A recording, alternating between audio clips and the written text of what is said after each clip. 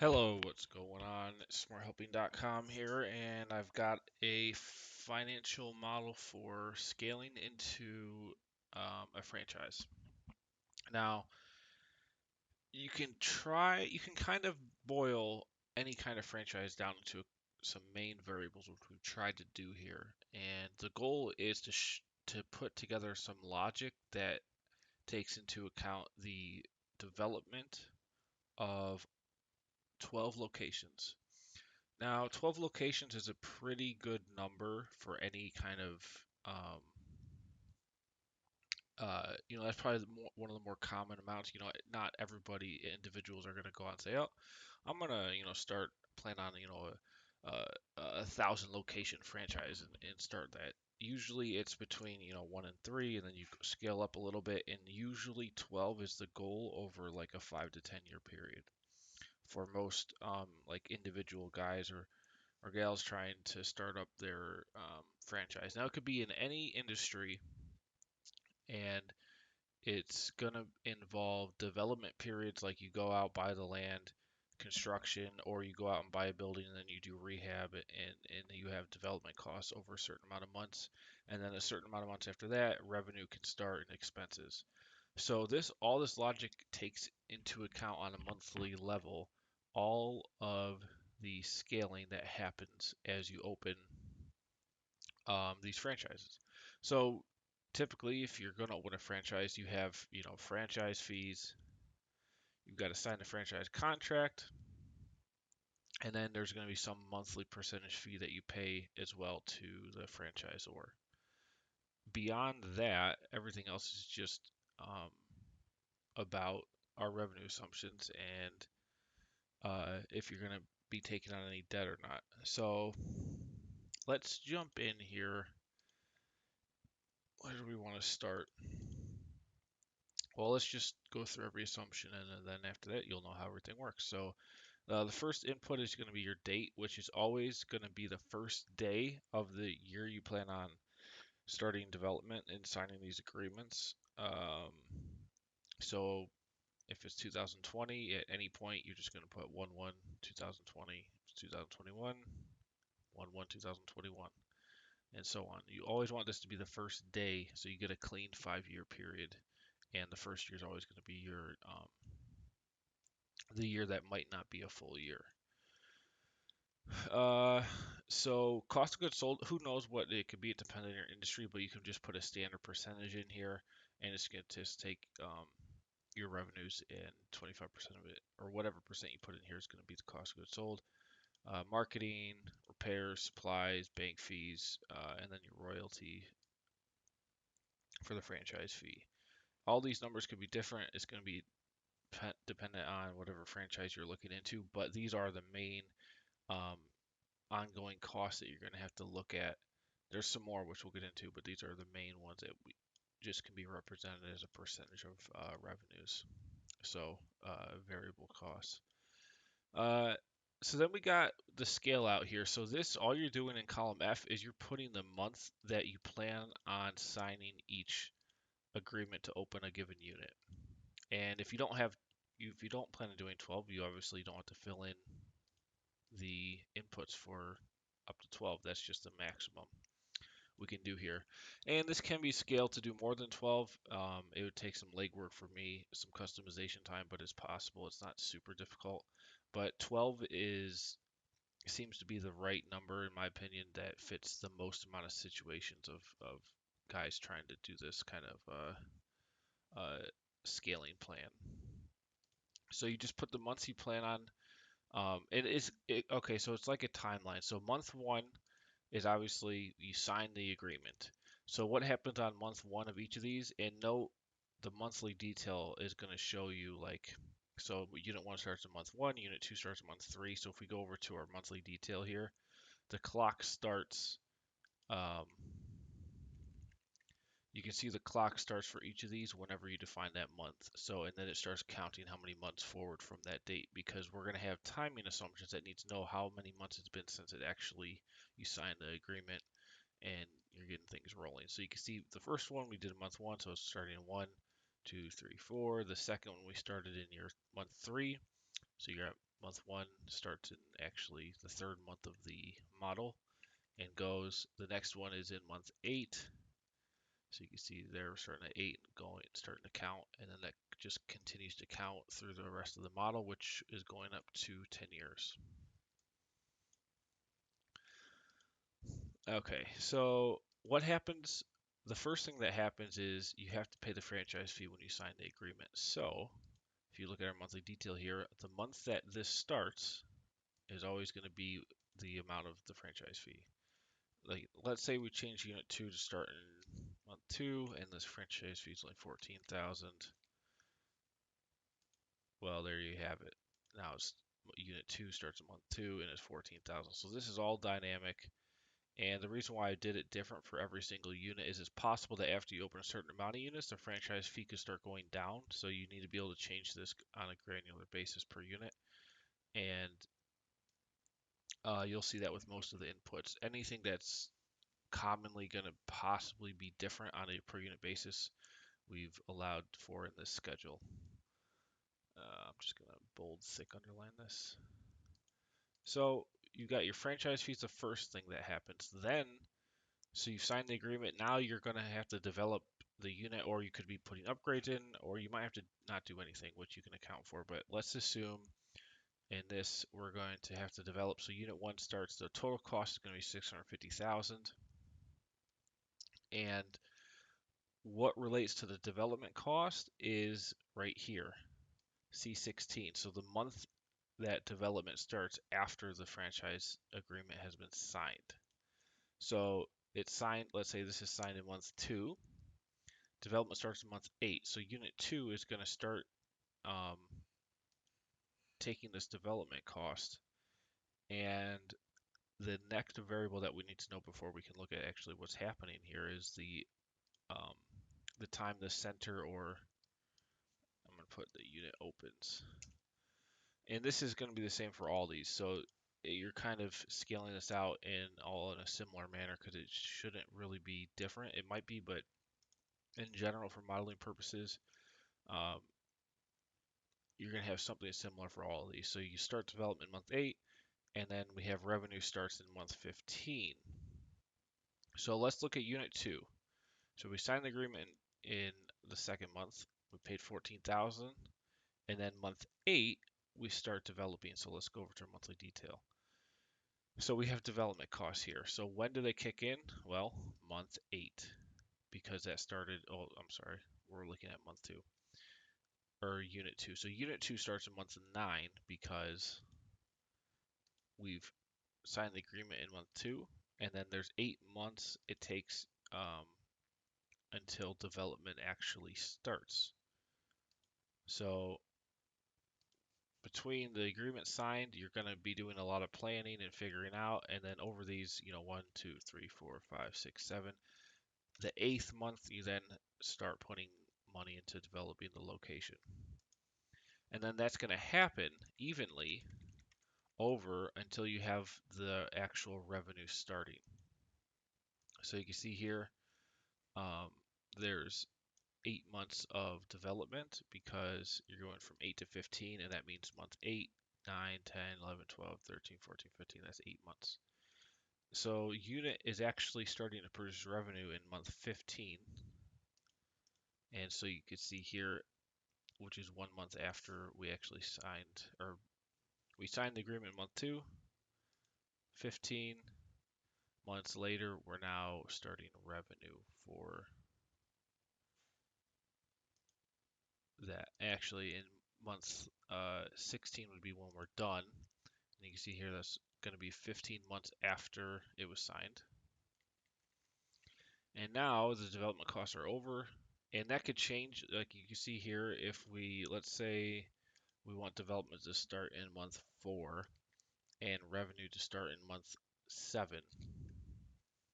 Well, you go here. Now you can see after the agreements are signed, the development starting in the 4th month.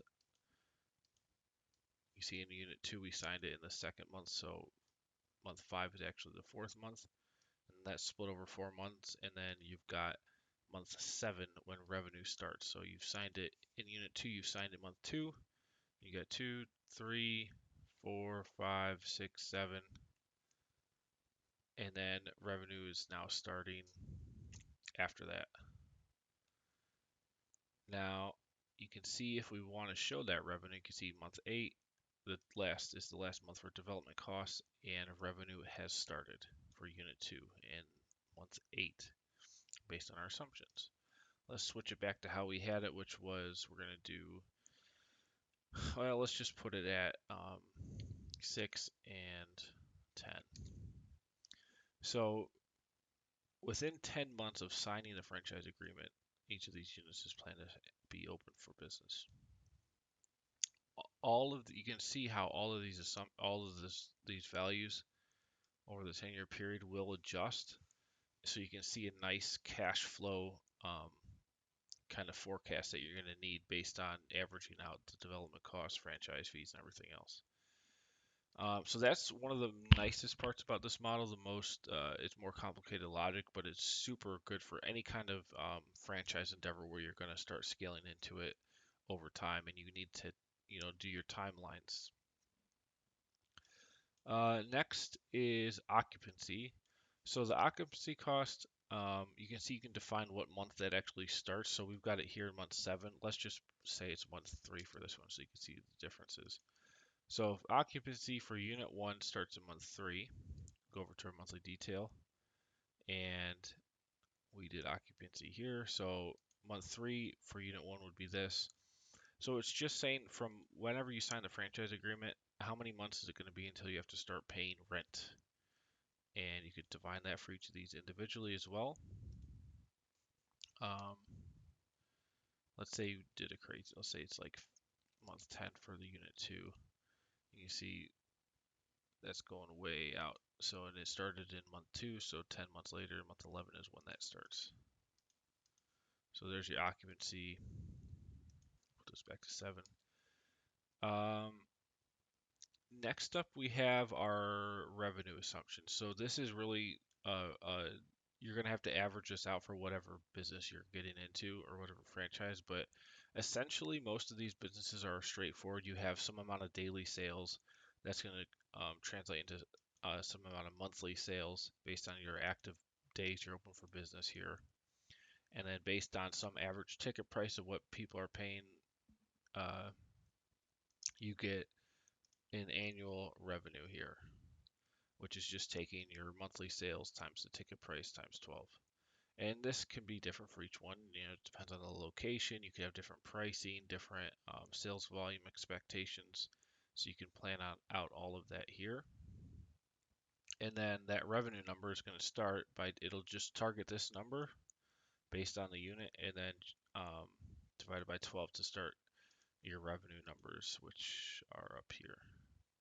And then these, like we already looked at, are going to start based on what you've defined here for the start month of revenue, which we did here is month 10 at the moment.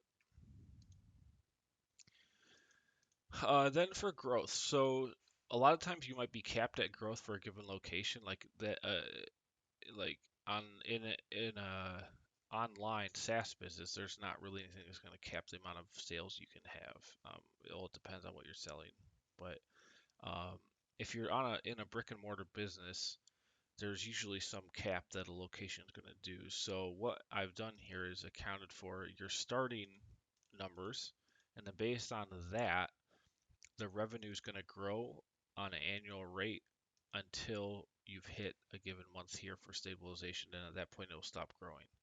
So month 36 is going to be counting from the first month the revenue has started. So if we go over to unit 2 again, because I just want to show you the offset.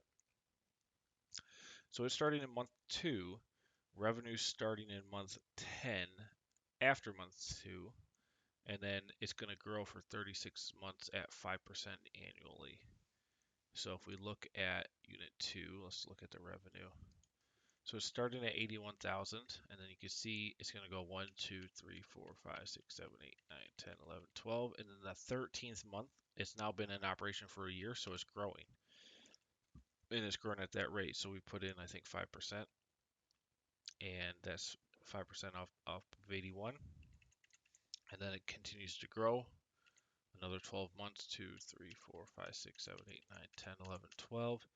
13th month, or well, now it's the 25th month, we're up again. And then now you can see this is the last growth month, so 25, 26, 27, 28, 29, 30, 0.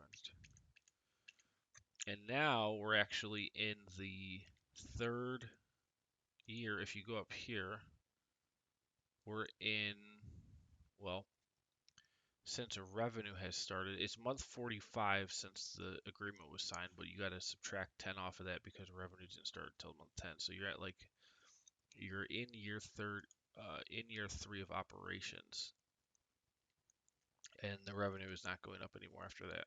So this model takes into account, it knows when the actual revenue is starting, and it can count every 12 months and increase the revenue by this amount each year until you pass this stabilization period. And after that, you are no longer growing. And you can put different growth rates for all these.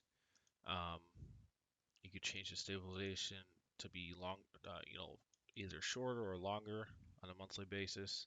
So that's some really nice logic I've never done, but until now, and I think it's actually really nice here. And you can see the math to figure this out was pretty difficult, but it does all work. Basically, this is the growth period to know how many times you should be compounding, and then you can see the revenues doing some exponents here to figure out, based on the compounding period and the starting revenue, what actually the revenue should be based on the compounding growth of whatever's put into here. So this logic is cool. It allows for a lot of flexibility and the most accurate forecasting that you can do based on these inputs. So that's the meat of this. The rest of it's pretty straightforward. We've got we're right now the model assumes that in every development period, and this is probably the most common equity and debt structuring, is you're going to have an interest-only loan for the first 12 months, and then after that, the loans are going to switch to P&I, and the interest will accrue during that first 12 months, and then just roll up into a P&I loan. Based on your P&I loan assumptions here. So we're just going to assume they're all 30 years at a 5% rate. Now you could change that. You can see we've actually, in order to do that math to show like the outlay of cash and cash needs for every time you're planning to open one of these, we have to show a separate debt schedule, and to get principal and interest, we have to actually do a full amortization schedule for each one. So the financed amount is going to be based on the development costs plus the interest accrued for the first 12 months during that time. And I've actually done it so if you scroll down here, we can see the loan amount. The interest is going to accrue based on the starting loan amount. And then there's debt accumulation. And then we have the actual final amount of debt. So this is going to be after the first 12 months of that interest only. Then you're going to roll to P&I. This looks at all that logic above it and figures out what your debt is actually going to be, where you're having to pay out debt service. And then you can see principal and interest for each unit here. That rolls into a total annual debt service or monthly debt service. And then you can see your total debt balance here, which is based on each individual total loan balance that you have over time. And obviously, after you scale into all your loans, this should start going down. So the highest value will be your last time you actually do a loan, and then from here on out, you're paying down all your debt, so that's going down over time. For each Now, I've also done a percentage here, so you can put in how much of every time you're going to go this cost to develop. You're not going to, you know, probably get funding for 100% of it. So you can put in the percentage that you're going to raise either with investors or by yourself, and then the bank is going to put in the rest. So you can just put in a percentage there for that, and then you can see every time a franchise opens. So let's look at unit 2. Actually, let's look at unit 3. So that's in month 8 that's happening, and then we have development costs, third one now, starting in month 13. So if we go down to our debt for that one, you can see here it starts at 110,000, then it goes up and up. So you're paying interest only here, or your interest is accruing. And then finally, after 12 months, you can see this is 1, 2, 3, 4, 5, 6, 7, 8, 9, 10, 11, 12. After the 12th month, you're going to be, you've had $36,000 of interest accrual, and your final loan amount is going to be 589,000, which is the same for all these because all the assumptions are the same, so it ends up being 589. If we were to change, let's change the unit for 3 to say 700,000. If you did that, then you can see here now it's a little bit more, 634,000 for unit 3's cost. And notice this starting amount, 110,000, 110 and then 119 for the one we just raised, is going to be based on how much equity you're putting in versus how much debt you're raising out of the bank. If this was 0%, then it would be just 130, which is the 650,000 divided by the amount of periods before we start. And one, two, so you can see that gets up to 650. Then that's the max amount. Now you'll notice this is capping out. Why is this not going up anymore? Well, it's not going up because you've actually accrued all your development costs in the first 4 months. So you're not, so interest still accrues for 12 months because we're just, one of the hard-coded assumptions here is that every single loan you get out is interest only for the first 12 months, and then after that it goes into a P&I. So that's, this is accurate here. It's working like it should be. And if you wanted to change it, we could say, so based on the development start and the revenue start month, that's determining that 4-month period. If we head it back to how it was originally, which was, I think 8 and 15, then you've got now this going up for, was that 5, 6, 7 months? 1, 2, 3, 4, 5, 6, 7. Yeah. And then by month 8, you're now fully drawn down on that. Those development costs, you're paying interest only until month 20 on this one, and then you start with your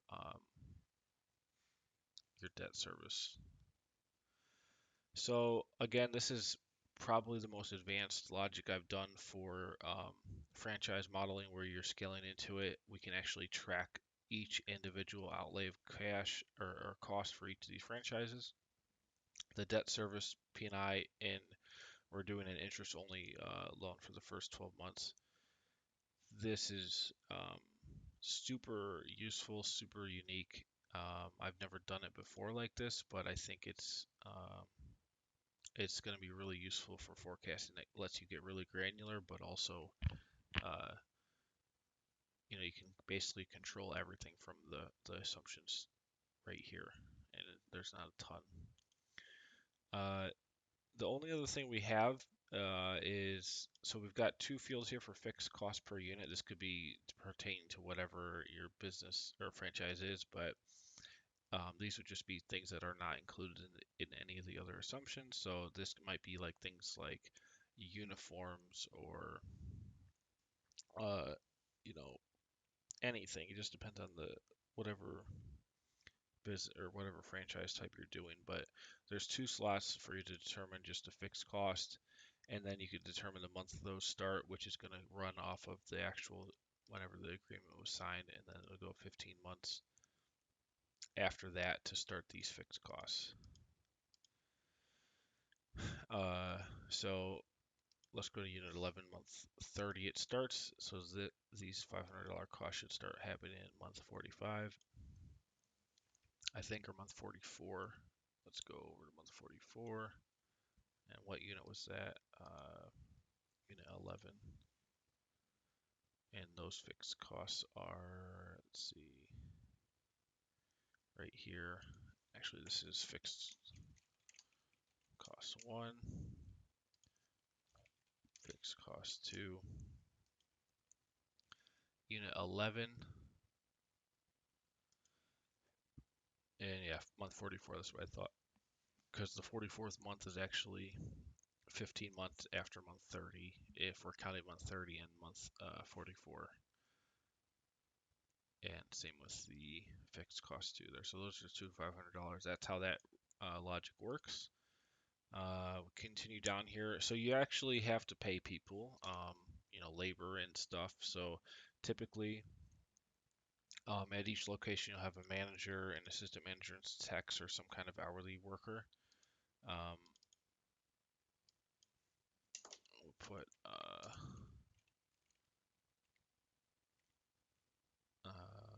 just put hourly, other hourly wages. So that could be any kind of worker. And you can determine the salary of the manager and the account and the cost there. It'll give you an annual cost. Assistant manager, you determine their hourly rate, the hours per month they work, the count of them, and it gives you an annual cost. Same thing with other workers. And then you get a final total annual cost per location, and this will be the same for every location. And then this is just going to get divided by 12, and it will start as soon as you've got your revenue starting here based on what month you signed the agreement. 15 months after that revenue starts, and when revenue starts, your labor wages start. Put us back to 15%. All right, so that's all the logic here. I think this is a super nice model. All this rolls up into a 10-year pro forma. So you can see like your total unit counts over time, revenue, cost of goods sold, all your overheads, your EBITDA. You can see franchise fees, your one-time costs, your development costs, cash flow, debt service. You can track how much you've contributed as an owner over time, in each year and over time in total. How much the bank has contributed. You can see your cash flows after all this is taken into account. Um, which this is actually a cash position, so it's including any money you've gotten from either owner contributions or the bank, less any operating costs, development costs, and all that. So this is the net cash position you should, in theory, should have in the business franchise bank account over time. And then cash in and out, we've done some just basic internal rate of returns calculations here. So you can see the net cash out. Now this is obviously just looking at the owner side of it, so how much they're putting in and how much they're getting back based on um, all these cash flows here. And that's going to give us some calculations here for total cash investment, pre-tax cash returns, total and net, internal rate of return, annualized ROI, annualized total ROI, and net ROI. And then you've got your net cash flow per year here in a nice chart. So that's pretty much it. Trying to think of anything else. And you can see just because you've got development costs here that turn your cash flow negative, you've got positive cash flows from here. But when you net everything out together, include your debt service, this is just the net cash that should be available to the owner at the end of each year, which should always be less. If the EBITDA is negative, then it's just gonna, depending on how much cash the owner put in, this is probably gonna also be negative. But if it's positive, this number is almost always going to be a little bit less than whatever your EBITDA is, which you can see it is here. And then um, after month 4, we're done developing, so only other costs are going to be debt service. So that's the difference in the amounts after you get over there. Uh, oh, one final thing on the monthly detail.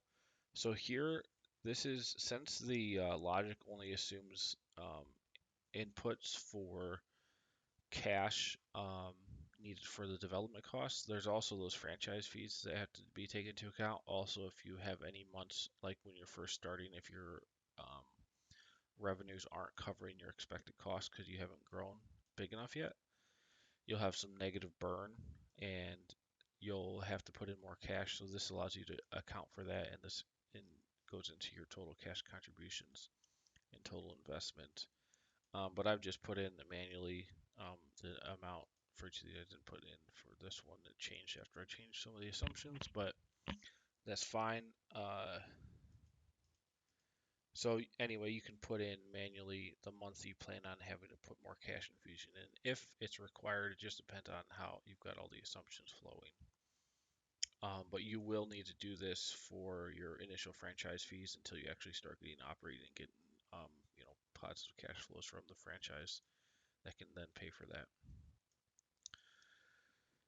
Uh, let's see. I think that covers everything. Now, if you want to buy this model, it's just going to cost you a one-time fee of $45. You can get it from smarthelping.com. I'm also going to put it on Eloquens and eFinancialModels.com. Uh, I feel like that's a really, really good price for the value you're getting here, and this is really built for the masses. For your run-of-the-mill, this would fit maybe 80 to 90% of cases where somebody's starting a brick and mortar franchise and needs to plan out the cash flows to develop and start operating. Uh, all right, that's all I got for you. You can always email me, Jason at smarthelping.com. See you on the next one.